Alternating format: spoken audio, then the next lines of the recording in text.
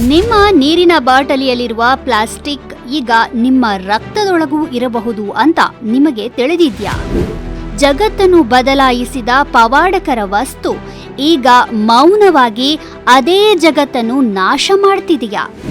ಜಾಗತಿಕ ಒಪ್ಪಂದವು ನಿಜವಾಗಿಯೂ ಪ್ಲಾಸ್ಟಿಕ್ ಬಿಕ್ಕಟ್ಟನ್ನು ತಡೆಯಬಹುದಾ? 1 ಶತಮಾನಕ್ಕೂ ಮೊದಲು ಪ್ಲಾಸ್ಟಿಕ್ ಅನ್ನು ಮೊದಲ ಬಾರಿಗೆ ಕಂಡುಹಿಡಿದಾಗ ಅದನ್ನು ಕ್ರಾಂತಿಕಾರಿ ಅಂತ ಪ್ರಶಂಸಿಸಲಾಗಿತ್ತು. ಪ್ಲಾಸ್ಟಿಕ್ ಬಹುಮುಖಿಯಾಗಿದ್ದರಿಂದ ಇದನ್ನು ಪವಾಡ ವಸ್ತು ಎಂದು ಕರೆಯಲಾಯಿತು.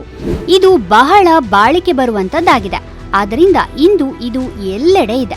ಮೌಂಟ್ ಎವರೆಸ್ಟ್ ಇರಬಹುದು ಅಥವಾ ಆಳವಾದ ಸಾಗರ ಕಂದಕ ಮರಿಯಾನಾ ಟ್ರೆಂಚ್ ಇರಬಹುದು, ಎಲ್ಲ ಕಡೆ ನೀವು ಒಂದು ವಿಷಯವನ್ನ ಸಾಮಾನ್ಯವಾಗಿ ಕಾಣಬಹುದು. ಅದುವೇ ಈ ಪ್ಲಾಸ್ಟಿಕ್. ಇದು ನಾವು ತಿನ್ನುವ ಆಹಾರ ಮತ್ತು ನಾವು ಉಸಿರಾಡುವ ಗಾಳಿಯಲ್ಲೂ ಇದೆ. ಪ್ರತಿಯೊಂದು ಖಂಡದಲ್ಲೂ ಇದೆ. ಪೆಂಗ್ವಿನ್ಗಳ ಆರ್ಗನ್ಗಳಲ್ಲಿಯೂ ಸಹ ಇದೆ. ಅದು ನಮ್ಮ ದೇಹದ ಒಳಗೂ ಇದೆ. ನಮ್ಮ ರಕ್ತದೊಳಗೆ, ನಮ್ಮ ಮಿದುಳಿನೊಳಗೆ ಮತ್ತು ಮೂಳೆ ಮಜ್ಜೆಯೊಳಗೆ ಎಲ್ಲ ಕಡೆ ನುಸುಳಿದೆ. ಪ್ಲಾಸ್ಟಿಕ್ ಸರ್ವವ್ಯಾಪಿ ಮಾತ್ರವಲ್ಲ, ಇದೊಂದು ಗಂಭೀರವಾಗಿ ಬೆಳೀತಾ ಇರುವ ಅಪಾಯವೂ ಆಗಿದೆ. ಉನ್ನತ ಸಂಶೋಧಕರು ಇದನ್ನೇ ಹೇಳಿದ್ದಾರೆ. ತಜ್ಞರ ಹೊಸ ವಿಮರ್ಶೆಯೊಂದು ಇದೀಗ ಹೊರಬಿದ್ದಿದೆ.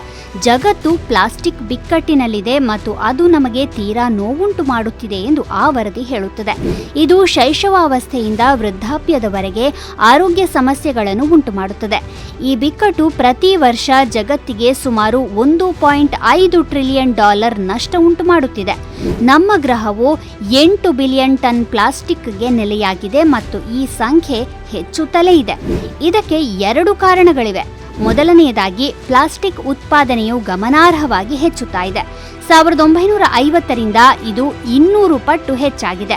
2060ರ ಹೊತ್ತಿಗೆ ಇದು ಬಹುತೇಕ 3 ಪಟ್ಟು ಹೆಚ್ಚಾಗುತ್ತದೆ. ಆಗ 1 ಬಿಲಿಯನ್ ಟನ್ಗಳಿಗಿಂತ ಹೆಚ್ಚು ಪ್ಲಾಸ್ಟಿಕ್ ಉತ್ಪಾದನೆಯಾಗುತ್ತದೆ.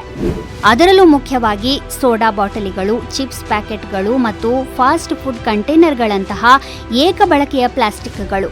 ಅವು ಪ್ಲಾಸ್ಟಿಕ್ ಉತ್ಪಾದನೆಯನ್ನ ವೇಗಗೊಳಿಸ್ತಾ ಇವೆ.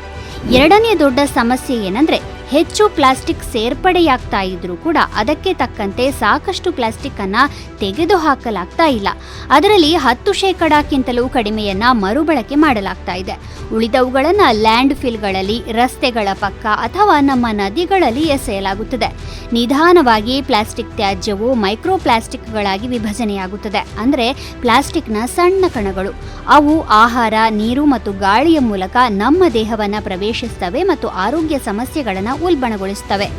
ಆದರೆ ವಿಲೇವಾರಿ ಒಂದೇ ಸಮಸ್ಯೆಯಲ್ಲ, ಪ್ಲಾಸ್ಟಿಕ್ ಉತ್ಪಾದನೆಯೂ ಸಮಸ್ಯೆಯೇ ಆಗಿದೆ.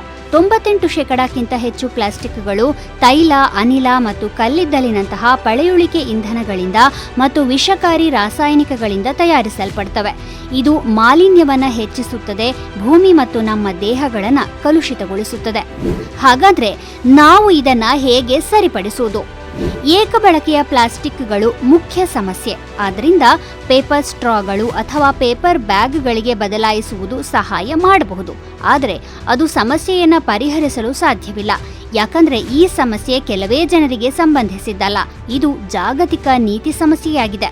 ಪ್ಲಾಸ್ಟಿಕ್ ಮಾಲಿನ್ಯವನ್ನ ಕಡಿಮೆ ಮಾಡಲು ಜಗತ್ತಿಗೆ ಉತ್ತಮ ನಿಯಂತ್ರಣದ ಅಂದ್ರೆ ಕಠಿಣ ಜಾರಿಗೊಳಿಸಬಹುದಾದ ನಿಯಮಗಳ ಅಗತ್ಯವಿದೆ. ಆಗ ಮಾತ್ರ ಭರವಸೆ ಉಳಿಯಲಿದೆ. ಈ ನಿಟ್ಟಿನಲ್ಲಿ ಜಾಗತಿಕ ಪ್ಲಾಸ್ಟಿಕ್ ಒಪ್ಪಂದದ ಮಾತುಕತೆಗಳು ನಡೀತಾ ಇವೆ. ಈ ಮಾತುಕತೆಗಳು 2022ರಲ್ಲಿ ಪ್ರಾರಂಭವಾದವು.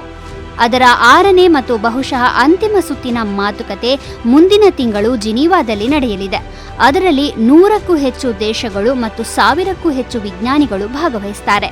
ಅವರ ಗುರಿ ಪ್ಲಾಸ್ಟಿಕ್ ಉತ್ಪಾದನೆಯನ್ನು ಮಿತಿಗೊಳಿಸಲು ಅಂತಾರಾಷ್ಟ್ರೀಯವಾಗಿ ಕಾನೂನುಬದ್ಧವಾದ ಒಪ್ಪಂದವನ್ನು ರೂಪಿಸುವುದು ಮತ್ತು ವಿಲೇವಾರಿ, ವಿನ್ಯಾಸ ಮತ್ತು ಬಳಕೆಯ ಬಗೆಗೂ ಗಮನ ಹರಿಸುವುದು. ಇದು ಕೇಳುವುದಕ್ಕೆ ತುಂಬಾ ಚೆನ್ನಾಗಿದೆ. ಆದರೆ ಮಾತುಕತೆ ಆರಂಭವಾದಾಗಿನಿಂದ ಯಾರೂ ಒಮ್ಮತದಲ್ಲಿ ಇಲ್ಲ ಅಂತ ಕಂಡು ಬರ್ತಾ ಇದೆ. ಉದ್ಯಮ ಲಾಬಿ ಮಾಡುವವರು ಮಾತುಕತೆಗಳಲ್ಲಿ ಪ್ರವಾಹದಂತೆ ಧುಮುಕಿದ್ದಾರೆ. ಈ ಶ್ರೀಮಂತ ಮತ್ತು ಪ್ರಭಾವಶಾಲಿ ಗುಂಪುಗಳ ಪ್ರಕಾರ ತಜ್ಞರು ಎಲ್ಲವನ್ನೂ ತಪ್ಪಾಗಿ ಭಾವಿಸಿದ್ದಾರೆ. ನಾವು ಉತ್ಪಾದನೆಯನ್ನು ಕಡಿಮೆ ಮಾಡುವ ಅಗತ್ಯವಿಲ್ಲ, ನಾವು ಮರುಬಳಕೆಯನ್ನು ಸುಧಾರಿಸಬೇಕು. ಇದು ಅವರ ವಾದ. ಖಂಡಿತ ನಾವು ಮರುಬಳಕೆಯನ್ನ ಹೆಚ್ಚಿಸಬೇಕು, ಆದರೆ ಉತ್ಪಾದನೆಯನ್ನ ಕಡಿಮೆ ಮಾಡುವುದು ಸಹ ನಿರ್ಣಾಯಕವಾಗಿದೆ. ಯಾಕಂದ್ರೆ ಪ್ಲಾಸ್ಟಿಕ್ ಕಾಗದ ಅಥವಾ ಉಕ್ಕಿನಂತೆ ಅಲ್ಲ. ನಾನು ಮೊದಲೇ ಹೇಳಿದ ಹಾಗೆ ಇದನ್ನು ವಿಷಕಾರಿ ರಾಸಾಯನಿಕಗಳಿಂದ ತಯಾರಿಸಲಾಗುತ್ತದೆ. ಸುಮಾರು 16,000 ಬಗೆಯ ವಿಷಕಾರಿ ರಾಸಾಯನಿಕಗಳು ಬಳಸಲ್ಪಡ್ತವೆ. ಅದರಿಂದ ಮರುಬಳಕೆ ಮಾಡುವುದು ಕೂಡ ಅಷ್ಟು ಸುಲಭವಲ್ಲ. ಅದಕ್ಕಾಗಿಯೇ ನಾವು ಉತ್ಪಾದನೆ, ಬಳಕೆ ಮತ್ತು ವಿಲೇವಾರಿ ಎಲ್ಲವನ್ನು ನೋಡಬೇಕಾಗಿದೆ. ಪ್ಲಾಸ್ಟಿಕ್ನ ಎಲ್ಲಾ ಜೀವನ ಹಂತಗಳನ್ನು ನಾವು ನಿಭಾಯಿಸಬೇಕು. ಮುಂದೆ ನಡೆಯಲಿರುವ ಮಾತುಕತೆಗಳು ಈ ಗುರಿಯನ್ನ ಸಾಧಿಸ್ತವೆ ಅಂತ ಜಗತ್ತು ಆಶಿಸಬಹುದು. ಯಾಕೆಂದ್ರೆ ಈ ಹಂತದಲ್ಲಿ ಪವಾಡಕರ ವಸ್ತು ಅಂತ ಕರೆಯಲ್ಪಡುವ ವಸ್ತುವಿನ ವಿರುದ್ಧ ಹೋರಾಡಲು ನಮಗೆ ಅಂಥದ್ದೊಂದು ಪವಾಡದ್ದೇ ಅಗತ್ಯವಿದೆ.